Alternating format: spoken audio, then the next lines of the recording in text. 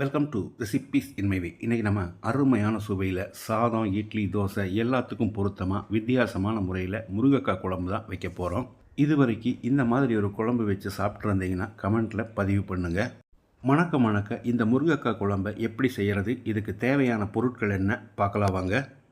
4 முருங்கைக்காயை நறுக்கி பாத்திரத்தில் போட்டிருக்கேன். காய் முழுகிற அளவுக்கு தண்ணி ஊற்றிக்கலாம். இதில் 1/2 டீஸ்பூன் மஞ்சள் தூள், 1 டீஸ்பூன் உப்பு சேர்த்து வேக விட்டுடலாம். ஒரு 10 நிமிஷம் வேகட்டும். பேனில் 2 டீஸ்பூன் எண்ணெய் ஊற்றிக்கலாம்.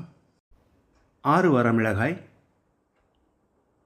3 டேபிள் ஸ்பூன் கடலைப்பருப்பு, 2 டேபிள் ஸ்பூன் துவரம்பருப்பு, 1/2 டீஸ்பூன் மிளகு, 4 டேபிள் ஸ்பூன் மல்லி. அளவான தீயில் கருகாத அளவுக்கு 1 நிமிஷம் வறுத்துக்கலாம்.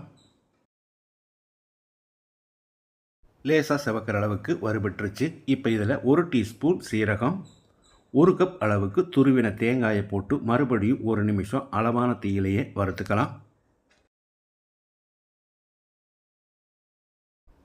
இப்போ இதை எடுத்து ஒரு பிளேட்டில் போட்டு ஆற வச்சிடலாம். அதே பானில் 1 டேபிள் ஸ்பூன் எண்ணெய் ஊற்றிக்கலாம்.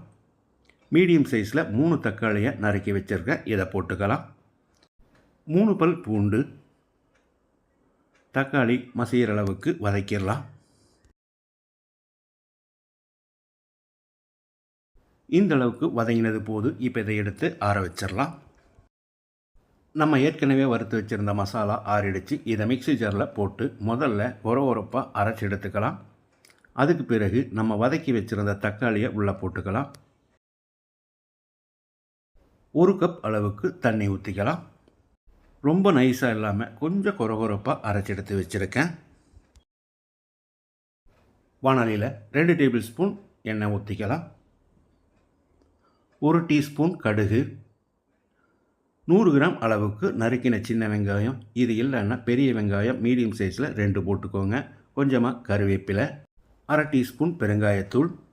வெங்காயத்தை லேசாக செவக்கிற அளவுக்கு வதக்கிடலாம்.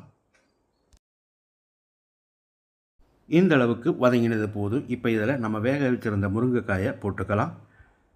கூடவே நம்ம அரைச்சி வச்சுருந்த மசாலாவையும் ஊற்றிக்கலாம். மிக்ஸி ஜார் அலசி 2.5 கப் அளவுக்கு தண்ணி ஊற்றிக்கலாம். இதுக்கு தேவையான அளவு உப்பு, நான் 2 டேபிள் ஸ்பூன் உப்பு சேர்க்கிறேன், இது சரியாக இருக்கும். உப்பு சேர்த்து கலந்து விட்ட பிறகு ஒரு 5-6 நிமிஷம் கொதிக்க விட்டுடலாம். இடையில கலந்து விடணும், இல்லைன்னா பருப்பு சேர்த்துருக்கிறதால அடி பிடிக்கும். குழம்பு நல்லா கொதித்து வந்துடுச்சு. பொடியாக நறுக்கின மல்லி இலையை போட்டு கலந்து விட்டு இறக்கிடலாம். இதே மாதிரி இதே அளவுகளோடு நீங்கள் செய்து பாருங்கள். இந்த வீடியோ பிடிச்சிருந்தால் லைக் பண்ணுங்கள், கமெண்ட் பண்ணுங்கள், ஷேர் பண்ணுங்கள். சப்ஸ்கிரைப் பண்ணாதவங்க சப்ஸ்கிரைப் பண்ணுங்கள். மறக்காமல் பெல் பட்டனை கிளிக் பண்ணுங்கள்.